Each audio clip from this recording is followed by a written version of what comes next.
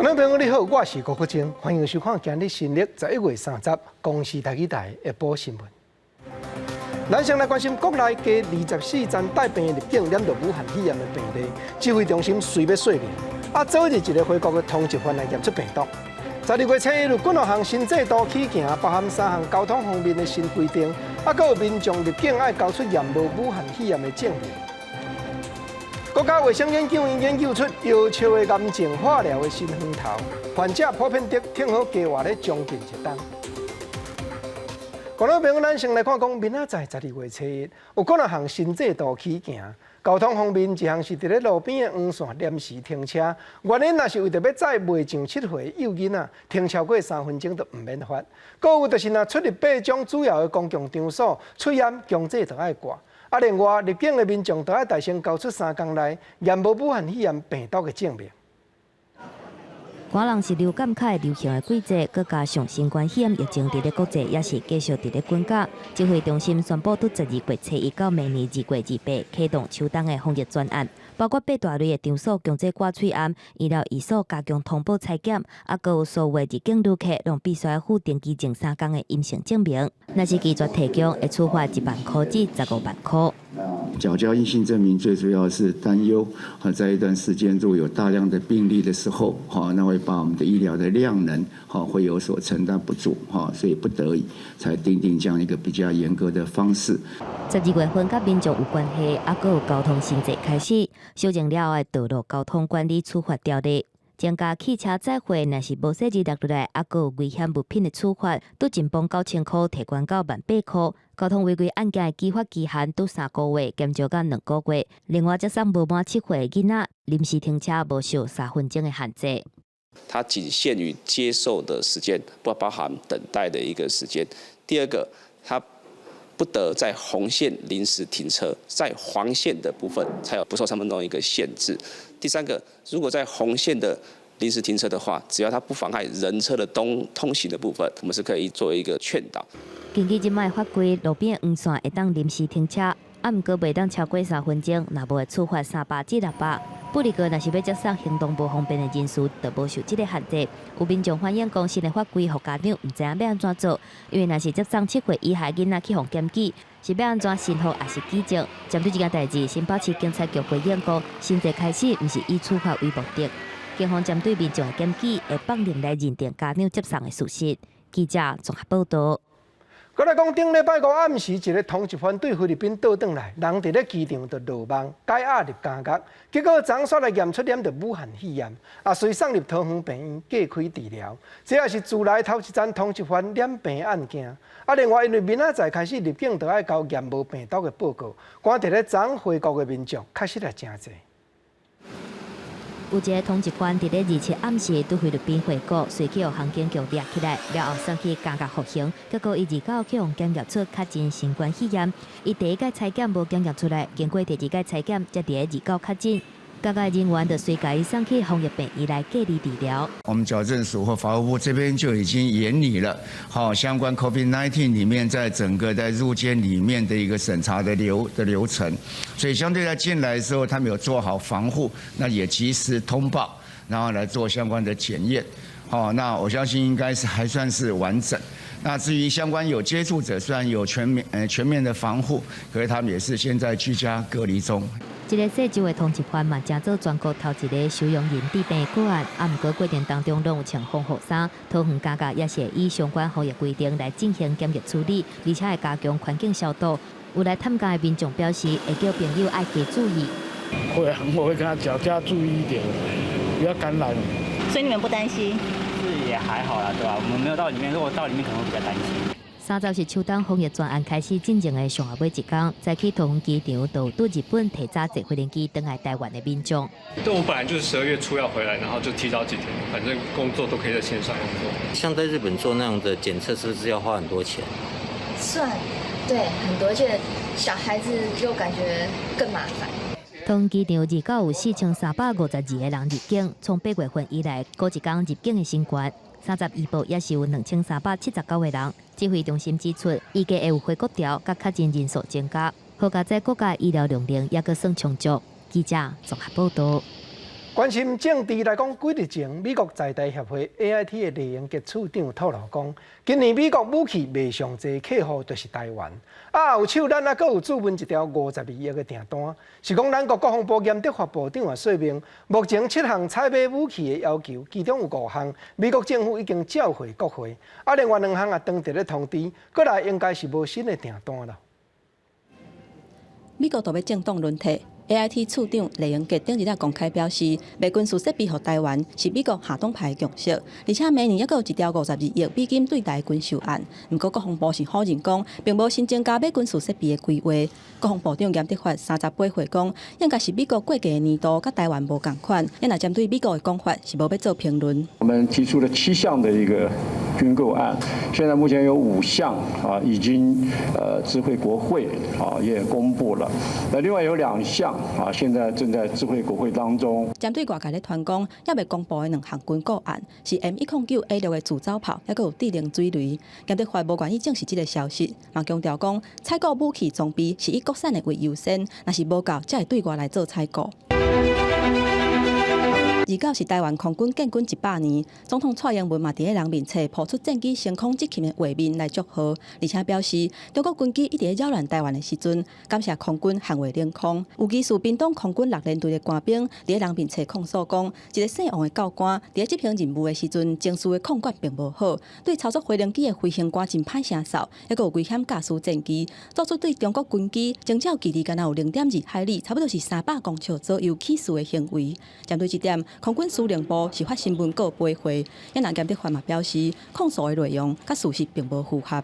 跟事实是不符的，我想因应现在空防的一个严峻的情势，相关的空军的在空中的应处相关的规范还有限制都比以往来的要强化。这块空军已经在做一些检讨跟整个的盘点。都爆料违反常识而且是在打击我们自己国军的士气。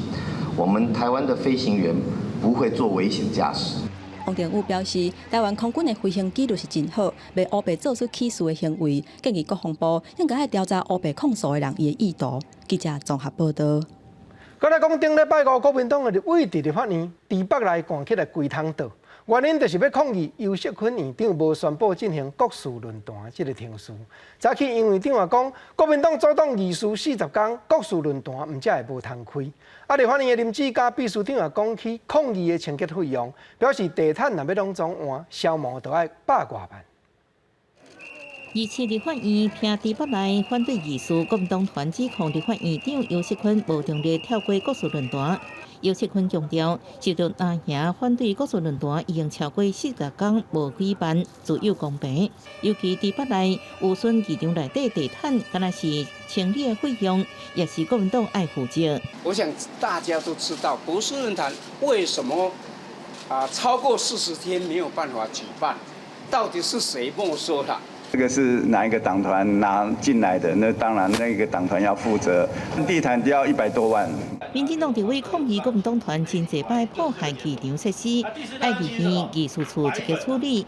针对议场被伫北内破坏，林志嘉表示，清洁公司有加强清洗消毒，若需要换地毯，会对国民党求偿100万。另外，佫讲到国民党6月占领立院破坏议场大门的41万，到即马拢无交出来。按过南亚立委这笔护航，那么喜欢跟人家要钱，以前民进党损了这么多立法院，为什么都不要？你这不是不中立，不然你这叫什么叫中立啊？民进党人家都有付钱啊，人家都有付钱，去拿收据来给我看。我认为在院区管理最大的缺失是国民党团他们的动作上面这个横行霸道。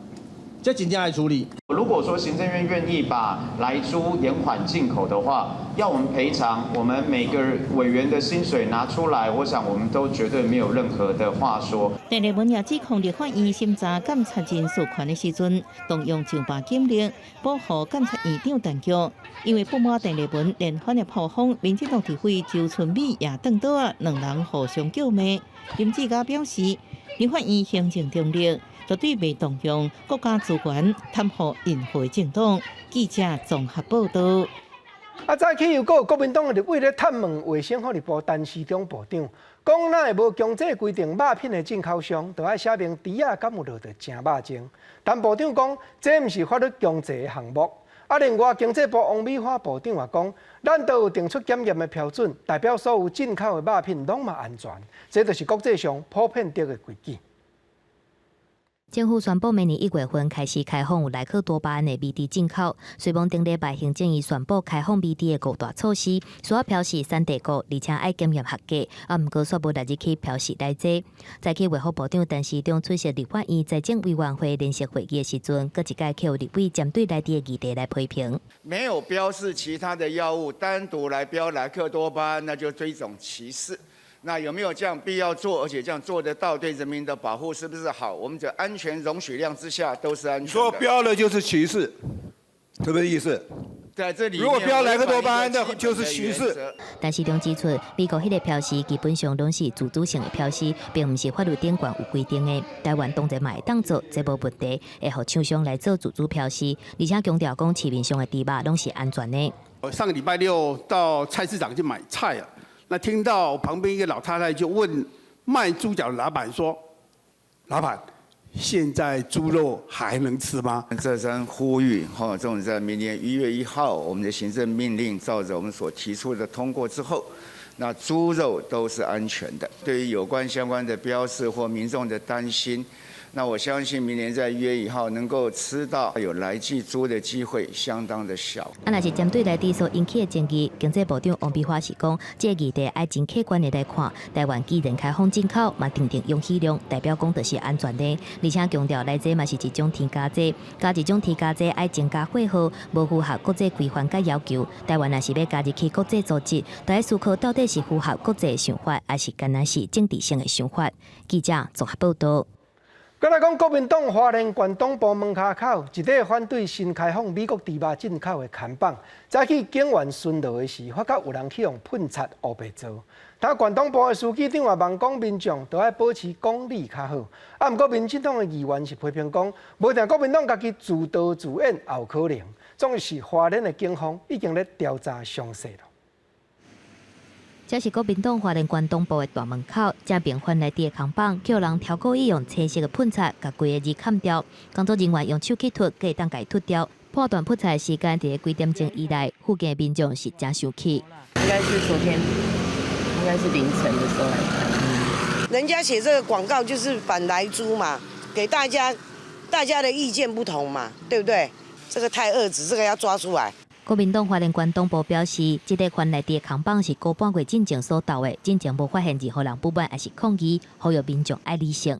我们主委张俊第一时间得知这个消息之后，也呼吁所有的民众跟乡亲要理性来看待所有的问题，不要让这种事情再发生。毋过因为是喷青色的漆，嘛互人产生联想。针对这件代志，民进党机关表示，这个手段敢袂收跳工，而且警方巡逻箱11月份一概都无签，嘛互人怀疑。我强烈的怀疑，是不是国民党的朋友在自导自演？希望国民党的朋友不要把它搭向到政治问题，这样做的话会制造社会更对立、更分裂。11月份一次都没有是，那我想说，我们的重点区域目前是放在这个花莲女中，但是属于同一条巡逻线，那所以这个迁运次数密度比较不够的部分，我们检讨改进。警方强调讲，这个案件就是分局的同仁在去巡逻时阵发现的，不是外界伫讲的警员无巡逻，目前已经调各路口的相关监视器，而且成立专案小组来进行侦办。记者综合报道。甲观众朋友报告上届新的消息：南投仁爱往澳万大的车路，中昼12点半发生巴士并车意外，车顶一个旅客不幸过往，还有20个民众着重轻伤。咱公司台台的新闻也为观众朋友掌握上届新的消息。镜头佫刷来去国外，非洲西部的Nigeria这国东北边一撮大砖头，也发生规定农民去互人拔起来活活杀死，统计上无100多人受害。经过调查，伊斯兰国这个恐怖组织下底的团体西非省，牵连恐惊是真重。奈日利亚北部大峡麦杜古里的克绍贝川的村民，伊到替死者哀悼甲入土，即寡倒伫土骹手无提武器的农民，前一天去互攻击，活活互白条的挂那后抬死。Da muka ga kinsu hankalinmu ya tashi kawai sai muka juya muka haɗa kayanmu muka zage ainihin inda aka yi kisa da muka fito ta can muna zuwa na muka kalli jama'a kowa yana fita dai ba hayyacin shi ba amma gaskiya abun gaskiya sai dai kawai gyaran Allah shinkafa yanzu ko da muka bari akwai shinkafan da suke sa根据联合国人道事务协调员爱德华卡隆的汇报，初步发现有43个人去互抬死，了后佫发现至少佫有70个人无辜死去。28即天对在地庄仔头来讲，会使讲是一个大屠杀，而且佫有真侪人受伤，极端组织扑克圣地嫌疑上当。Wallahi ba mu taɓa ganin irin wannan jarabta ba yanzu ga mutum 43 saboda haka wannan abun wallahi ya tayar da hankalinmu. We shall ensure recruitment of more civilians yet more hunters so that our people will take the fight to all the nook and crannies of this area. 这是今年上直接暴力对待平民的攻击事件。奈日利亚总统布哈里是谴责这个行为，而且表示规个国家拢因为无必要的杀害来受伤。官员表示，扑克圣地成员常常爱农民用精神也是稻仔来交换，当作保护费。不过最近有一寡农民已经开始拒绝互降价。扑克圣地还佫有宣示效忠伊斯兰国的分支西非省，甲错查的工人、农民甲渔民当作是攻击的目标。而且讲，引退军方还佫有亲政府的民军来做间谍活动。记者综合报道。再来讲，昨日英国的《金融时报》刊讲，阁无几日，英国的政府就会通过辉瑞大药厂和德国 BioNTech 合作研究出来，迄支武汉肺炎预防剂的许可证。紧接头一批12月初7就通开始做。消息也确实正确，英国就是西洋地区头一个发许可证，引准这支预防剂落市面应用的国家。美国辉瑞药厂甲德国生技公司 BioNTech 合作研发的新冠病毒疫苗，对43000多人所进行的大规模第3阶段临床试验，证实疫苗95%有效，而且无重大安全问题。英国当局订买4000万份这款两剂式的疫苗，并且下令药品甲医疗产品监管署加速审核。相关政府官员的消息指出，一旦疫苗得到授权上市，几点钟内底就使马上来进行运送。头一批疫苗上紧会在12月初7来注射。而相关的程序也是用在古丁大学甲阿斯特捷利康药厂所研发的新冠病毒疫苗。强生政府总共对7个无同的来源采买3亿5500万剂疫苗。古丁甲阿斯特捷利康就占其中的1亿剂。另外一方面，强生政府2任命商业部处长张克维担任新设立的疫苗部长，负责监督疫苗分配工作。英国公共卫生部公布清单，住伫养老院的老人，也有工作人员会被列做头一批注射对象。80岁以上甲国家健保服务的医疗人员是第2批，75岁以上的老人列做第3阶段。除此以外，因为防疫地区大封锁，民众减少出外，加上冬天日头不足的问题，公共卫生部宣布，明年预计会对英格兰250万人发放4个月份免费的卫生素滴。同时建议民众对10月起到3月初，每天爱食12克的卫生素滴，特别是无定来出外的老人，也佫有皮肤色较深的族群。记者综合报道。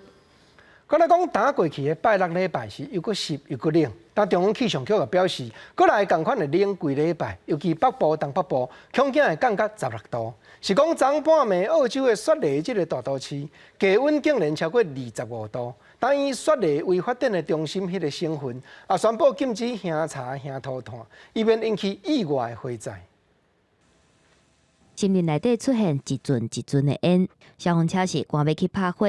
澳洲东北边的佛雷泽岛天气小炎炎，致使森林火灾。因为澳洲这几天的温度是超过40度，新南威尔士州西部、南澳洲甲维多利亚州北部的大片土地气温是要甲摄氏45度，嘛互政府烦恼讲旧年野火搁一届来发生。The community out there unfortunately thinks that after the last season, we are not at risk of bushfire. The reality is 90% of the state is still untouched by bushfire. That means that 90% of the land mass across New South Wales is potentially exposed to the sort of bushfire threat that we saw last year. 天气真热，民众拢走去海边佚佗。卫生局提醒，也是要保持社交距离来防疫。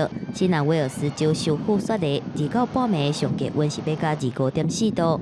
拍拍英国11月份暗时上高温的纪录。澳洲气象局的预报显示，高温会继续。地属新南威尔士州的消防局嘛颁布禁火令，包括袂当烧柴甲拖拖，嘛袂当伫咧户外进行电镀等等的工课，焚化炉嘛暂停营运。New South Wales is in the midst of a severe heat wave with very warm conditions already experienced yesterday and today being a repeat of some of the conditions in terms of temperatures that we saw yesterday. Of course, we had very warm conditions overnight as well, with today again another very warm day with most of the state expecting temperatures in the 40-degree mark. 南半球的澳洲温度真悬，伫咧北半球的台湾顶礼拜天气又搁淡又搁湿，中央气象局预测30开始到礼拜北台湾也是淡湿的天气。在桃园以北的这些区域，还有包含宜兰在内，可能低温会下探到约16至18度。那甚至在桃园以北的一些沿海空旷地区跟一些近山区的平地，不排除会有低于16度的低温出现。那其他地区像是花东、中南部的低温大概都在18到20度。中南部日时虽然也是有27、28度的高温，毋过暗时了可能敢若剩19、20度，日甲暝的温差真大。另外，气象局嘛针对基隆北海岸、双北山区，还有东北部的地区发布陆大雨的特报，民众得爱加注意。记者综合报道。倒转来关心国内一波上最新的消息。当有消息讲，故宫博物院可能会改换作归属文化部管辖。总是李永德部长也强调，故宫本地就是专业治理的机关，唔免对政策负责。过去是因为政治的原因，才会单独列做一个部会。那故宫博物院的吴密察院长是讲，一切尊重行政院安排。当时故宫它是一个政治考量，所以它变成一个部会。那么现在是一个专业的考量，所以有大概就是说有那个故宫这个组织是不是重新做一些考量的问题了？所以并不是今天是因为政治考量，而是过去全世界独一无二的一个故宫一个博物馆，虽然它是一个国际前5大的博物馆。但是没有一个博物馆，它是一个政府的一个部会。故宫绝对没有改名的问题。即使这个行政院有问我关于各国像故宫博物院这一种重要的博物馆的这一个行政的这个安排怎么安排，但是一直没有谈这一个改名的问题。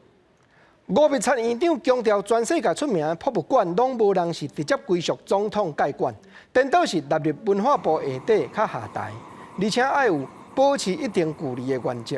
吴院长也强调讲，故宫今年度提出的预算是明年工作工课的内容，就算改换文化部介管，工作也是袂改变。再来讲，有民众发觉一本囡仔咧看的中国简体字的画本，册名叫做《等爸爸转来》。内容像咧替中国抵抗武汉肺炎的表现，点指抹粉讲好话。尤其这间出版社，佫是中国咧加强政治宣传指定的厂商。但文化部也提醒讲，简体字的册若要伫台湾落市面销售，本地就要主动提出申请。为这个查甫囡仔期待因爸爸转去厝邻过年开始，佮讲到这个做医师的爸爸，自愿投入对抗新冠肺炎的疫情，自动绘本等爸爸转来。规本册风格真温暖，看起来就亲像一般的红仔册。不过内容煞出现中国加油、武汉加油，甚至还佫有中国军机出现，去互一寡家长投诉，质疑讲是伫咧美化中国的防疫，可能还佫会涉及到红色头部的统战。我们也不能说因为这个武汉肺炎疫情的这个关系，所以呢，中国就在企图在美化他们当初打压这个疫情的这个事实。台湾的言论跟出版自由绝对不能沦为中国统战的武器。那宏图计划是什么？就是要贯彻习近平新时代中国特色社会主义思想跟党的19大精神，里面就有这个出版集团。这本红仔册目前伫咧网络平台还佫找有，不过议员甲立委指出，伊出版的源头长江少年儿童出版社是中国翁图计划的战略动画，等于是要配合发扬中国的政治思想，做大型的对外宣传。文化部并没有收到相关的申请，所以我们也会发函请业者来做进一步的说明。那如果未经许可在台发行或销售呢？那依照这个两岸条例的第88条呢，它是可以处以这个行政罚锾。那这些出版品或图书呢，也也可以予以没入。文化部甲立委回龙指出，简体册要来台湾发行，爱主动提出申请，若无会依法来裁罚。也若教育部嘛说明，各县市的图书馆有馆藏政策甲选册小组咧采购，若是两岸的政策对采购册有搁较侪规范，会搁宣导甲提醒。目前这本册伫台北市甲新北市的图书馆已经拢收起来啊。记者综合报道。再来讲，进前因为牛肉刚好落到正肉精，迄阵失言的风波，请示行政院发言人职务的丁一鸣，昨因为去互人告发违法，去到中正一分局说明，结果煞会引起分局长刚好替伊暗讹闪媒体的议论。但行政署陈家钦署长含中正一分局陈明志分局长，拢有亲身说明了。没有所谓特权，我们一切都是依法律程序来进行。有特权，那我也请台北市警察局对媒体这样报道有一些疑虑，也应该做澄清说明。媒体朋友一定会讲说，分局长，拍到你的坐车要离开，你为什么不留下来？我当时的时间已经来不及了，行程上面真的刚好也是在那个地方，绝对没有刻意说，哎呀。分局长的这一台坐车是当作在盯的车，事实上盯也没有走，盯的笔录都问到5点多，等大家都还要再一直 review 那个侦询的笔录。中正一分局也提供媒体丁一鸣坐车来到分局，还佫有离开的时监视器的录影。说明讲分局长出门参加公祭时，丁一鸣本人确实还佫在读伊的笔录，一切拢是依法行政，绝对无特别暗讹。再来讲，早起立法院审查中央选举委员会预算，邀请李进勇主委去报告。嘛有未少民进党立委咧关心，敢有机会推动电子投票？李主委表示，选务电子化是重要的方向。目前会先计划公民投票的电子联署系统。另外，民进党桃园市的王浩宇议员罢免案，明年正月16就会登票了。2018年地方选举，因为公投北大选排队排甲乱草草，30早起立法院内政委员会有真侪民进党立委关心，敢有机会推设电子投票。中选会主委李进勇指出，选务电子化是重要的方向，目前会有先为公民投票的电子联署系统来规划。不过电子投票伊的态度真保守。台湾有没有来考虑？有没有这个空间？有没有来做规划？目前我们所跨出的第一步就是公民投票的电子联署。这个工作呢，我们是积极的在推动当中。至于进一步的是不是要这个推广到所谓的电子的投票这一部分？恐怕还必须要有更多的一个讨论。如果丧失了它最根本的一个选务的可信赖性的话，那这样子的一个风险是不值得去冒的。感谢模仿美国大选使用的通讯投票，李进勇强调，防堵风险真重要，上大的挑战是如何建立选务的公正可信。有一点仔差错，更有可能会有真大的灾难。中选会谨慎看待电子投票，国民党立委陈玉珍是对中选会要求内底的公投限期保证，甲李进勇一句来一句去。你可以在争点的时候就提出来说，你这个第3点应该也要来解释。我跟委员，所以你们这是一种突袭式的这个做法。我跟委员报告一下哈，我们这些整理出来的争点之外，我们在公告里面都会提出来。另外，地方民意代表罢免案，李进勇表示，民进党桃园市议员王浩宇罢免案宣告胜利，会伫明年1月16日举行罢免投票。若是高雄市议员的罢免案，包括民进党的陈志忠，佮有无党籍的黄姐这2案，目前当地联署查对的定数。记者郭灿台北府台北报道。再来讲，当地咧试运转的台中捷运绿色支线，11月2日所发生其中一只列车连接器迄支芯断过，经过详细检查，问题阁毋那迄台车尔。台中市政府当嘛要求负责施工的台北捷运公司，都要扩大检验，无法度按算当时会当阁再通车了。就是这个长期连接器走线，和中继列线的试营运紧急喊停。这个月21号，台中捷运列线列车发生安尼状况了后，中捷会同时间8节工程局以及日本原厂传奇动工，伊来检测所有捷运列车的连接器走线，所发现另外一个列车嘛有同款断气的状况。6个轴心有拆卸不下来的问题，那特别是拆卸不下来的轴心当中有一列。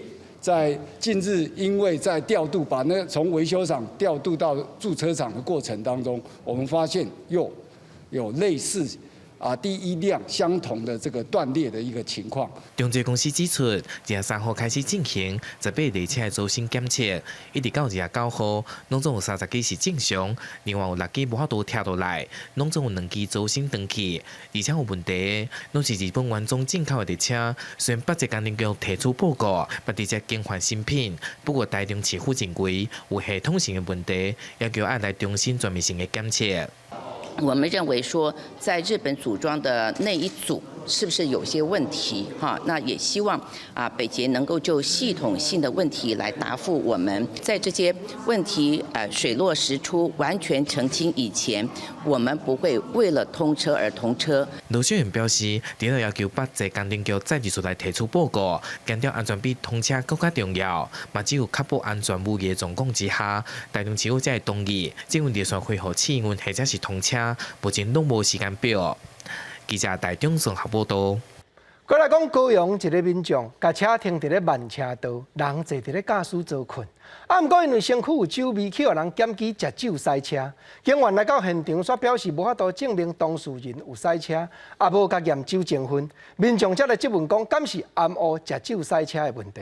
警方当然承认处理的过程有疏失，会追究相关人员的责任。现在就是在问你们，请说，没关系。你们有没有看到他行驶吗？伫暗暝，这台黑色轿车还佫发动煞是停伫路径的红线，驾驶完全的酒气，摄影的民众质疑警方乃迟迟无对驾驶酒测。原警是一直问，是不是愿意做证人，证明驾驶有塞车？但是他没有在行驶，你怎么样对他？那没有在行驶，一定是给他酒测。为什么呢？因为美国的公权力是优先的，但我们台湾现在已经没有公权力了。万一你没有测，那警察走了，他又继续来的话，就造成公共危险。这代志发生伫到半暝12点，高雄市三民区的建国啊林心路口派出所送出员警到场处理民众检举就后开车，表示按照法规，车因为停伫路径，不是路中或者是慢车道，无法度证实驾驶是毋是有塞车，最后无酒测。被检举的少年民众表示，家己当时有啉酒，不过只是伫驾驶座休困，车是朋友开到地点停伫遐，家己无塞车。我们那个已经在调阅相关的路口监视器如果有发现林男有驾驶行为在事后来依法来告发。至于相关员警处理本案的疏失已经就责处分。警方表示，员警当时无翕相，车停伫红线的所在，也无按照规定开发。另外，员警后续无调监视器做调查，因为这名警察处理流程有疏失。除了后会加强员警教育以外，也可祭出2摆新界加重处分。记者综合报道。我来讲，今年9月，一个三重客运的司机食毒品了后塞车，不幸来弄死民众。客运公司也来对手下所有的司机人员检验毒品，4000几人内底有2个拒绝检验，2个验出阳性，招拢家己离职了。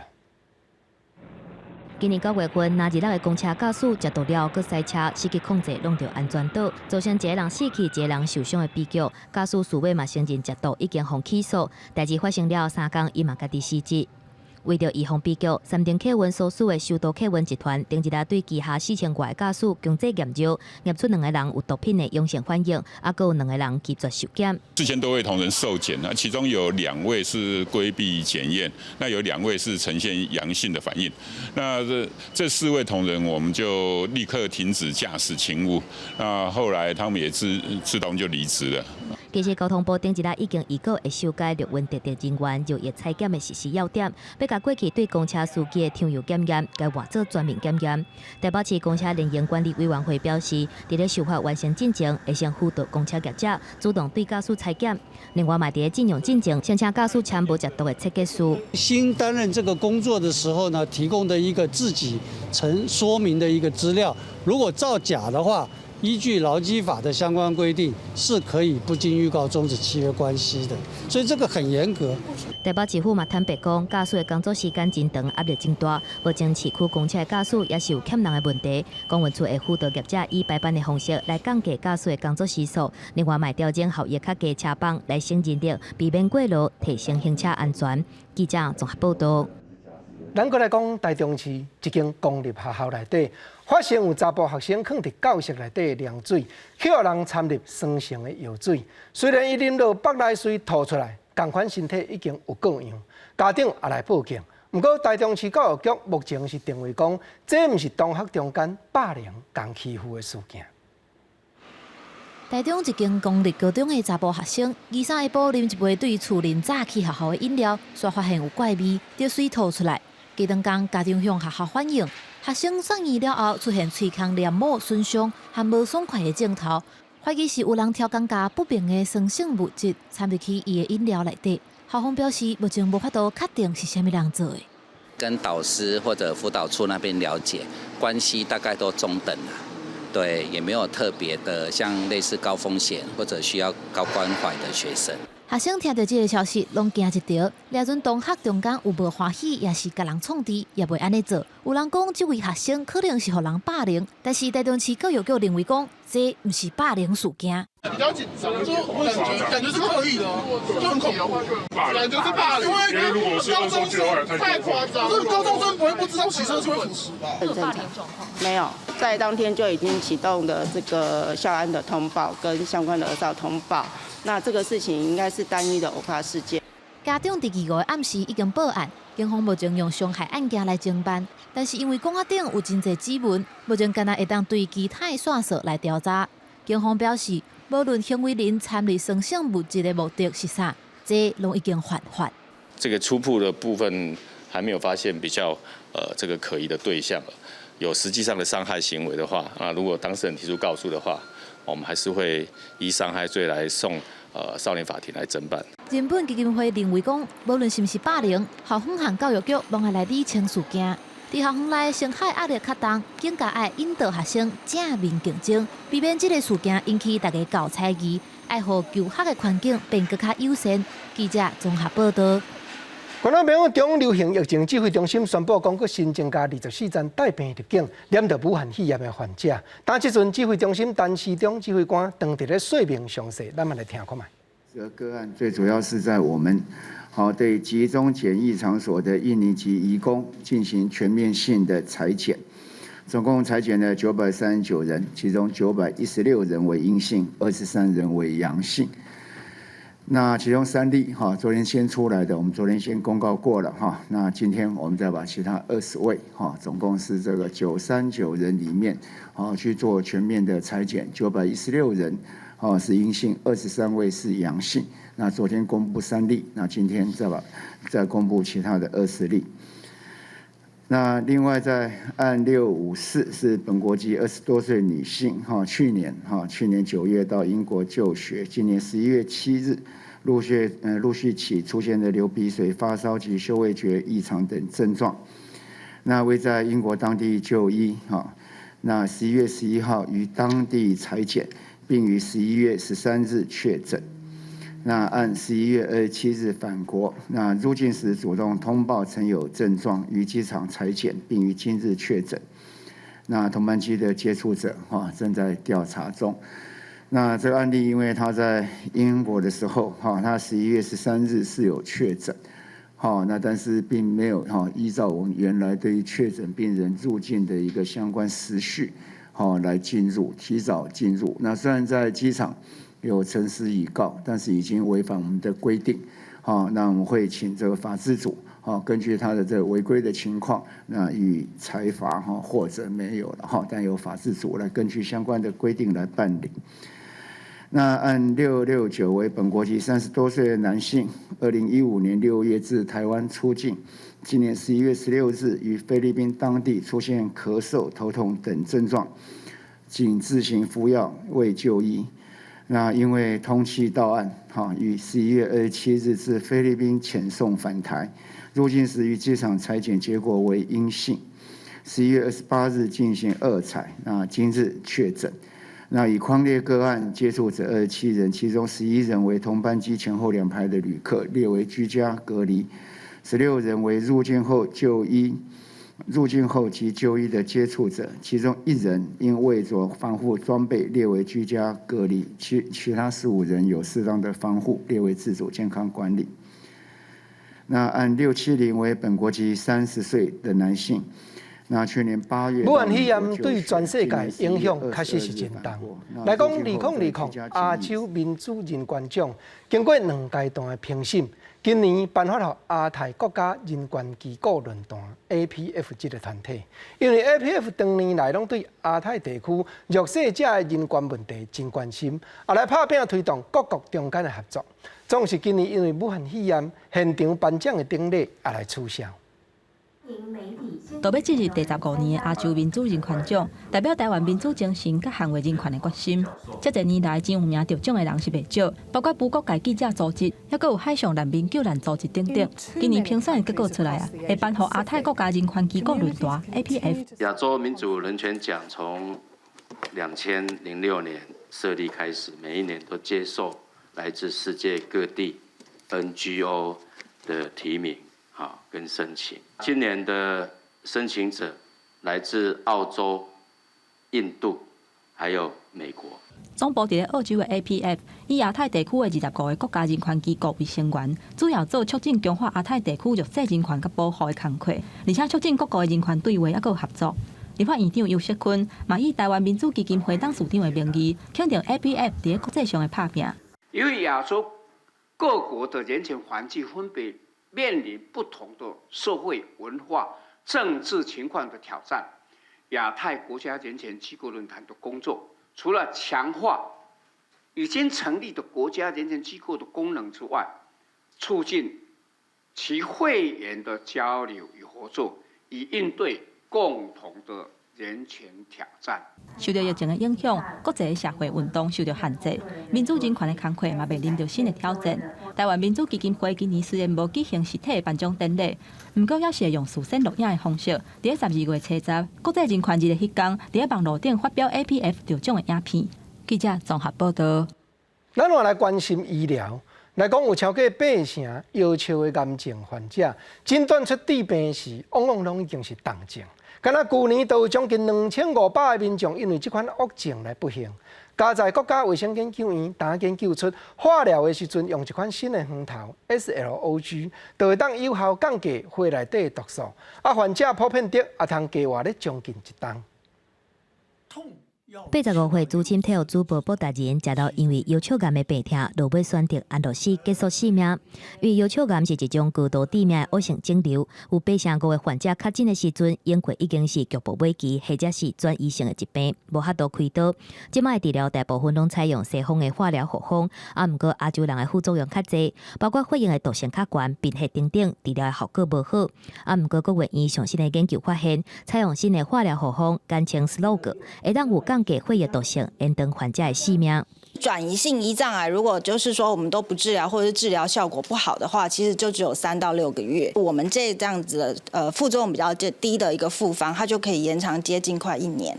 国卫院研究团队表示，所谓的 SLOG 化疗护方是若像鸡尾酒的疗法。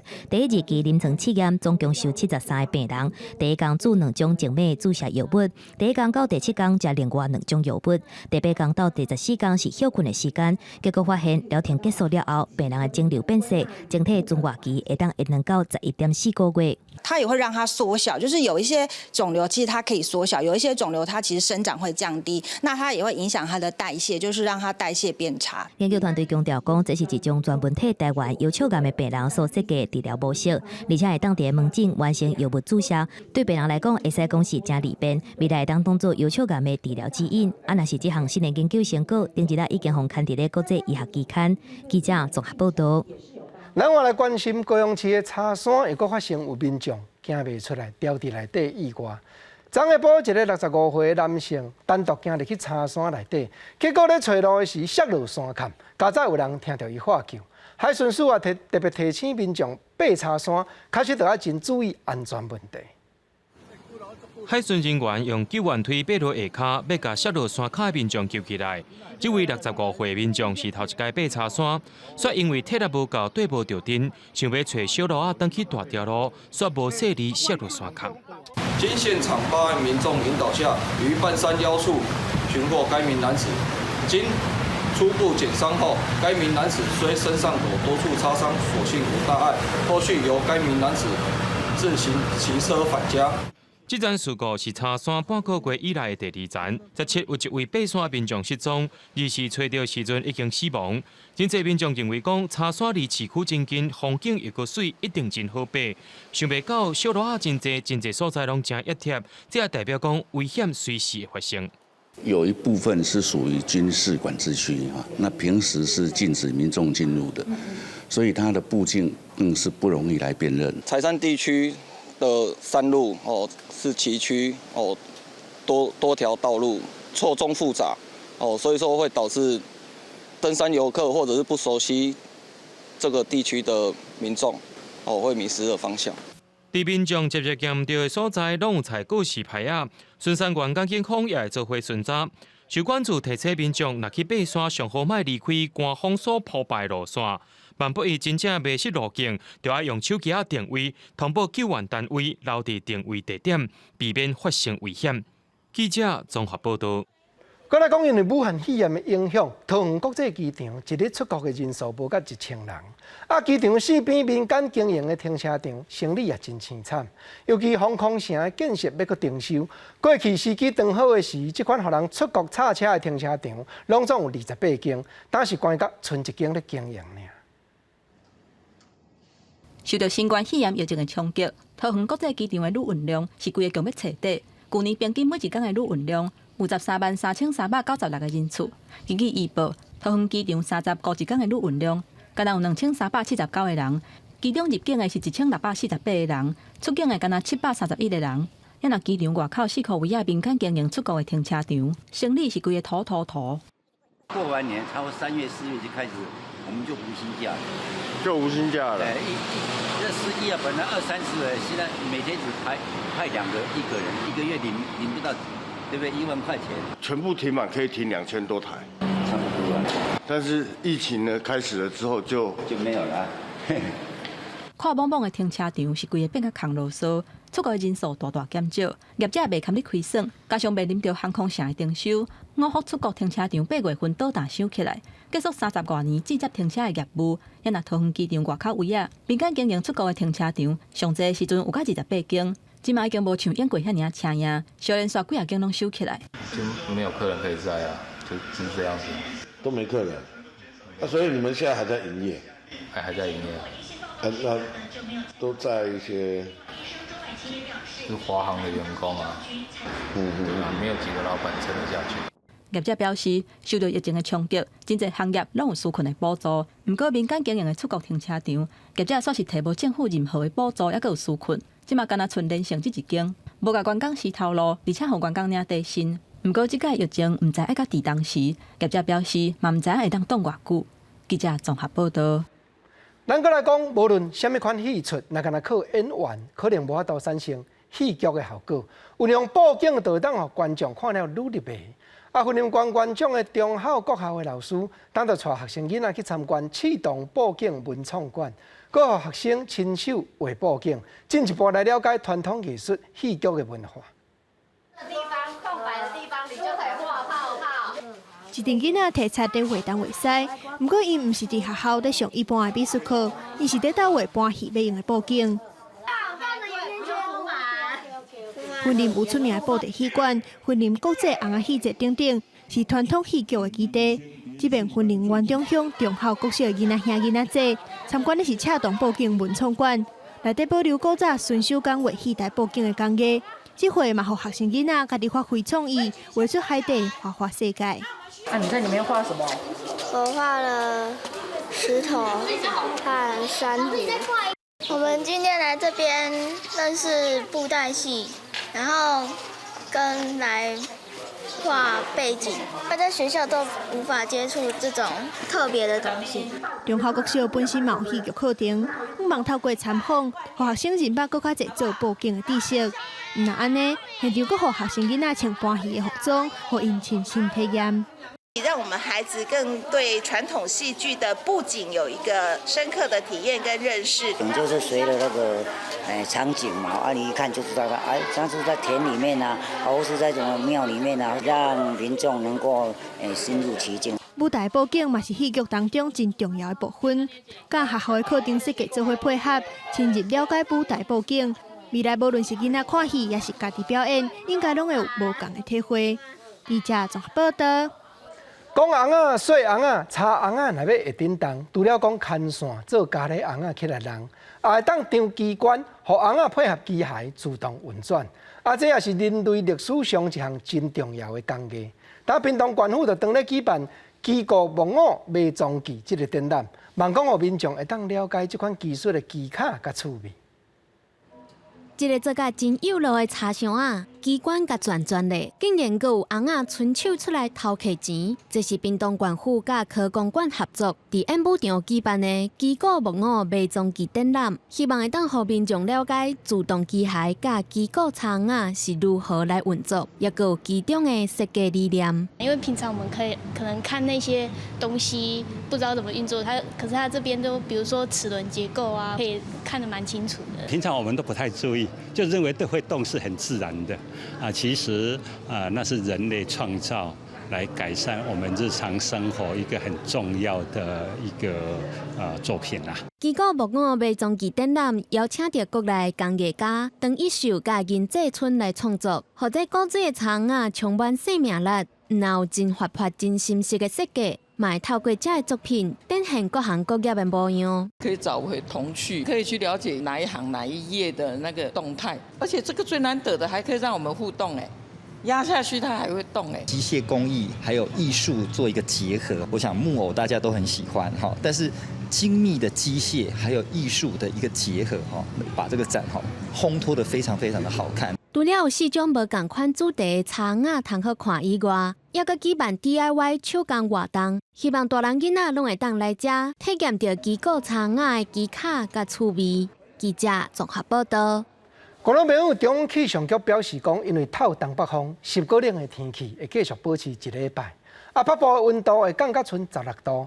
尤其基隆、北海岸、宜兰，阁有大台北的山区，雨水拢会一直落袂掂。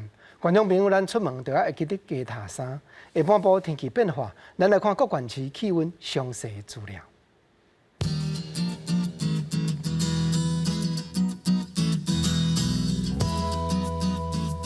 基隆、台北、新北、桃竹苗19度到24度。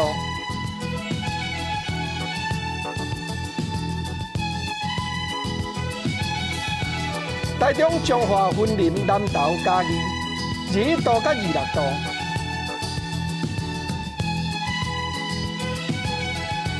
台南、高雄、屏东22度到27度。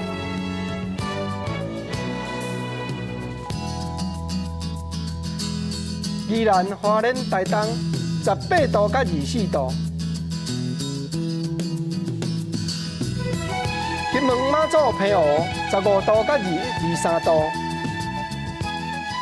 感谢你收看《公视台语台》下晡新闻，我是吴国晶，明仔下晡3点咱再会，多谢。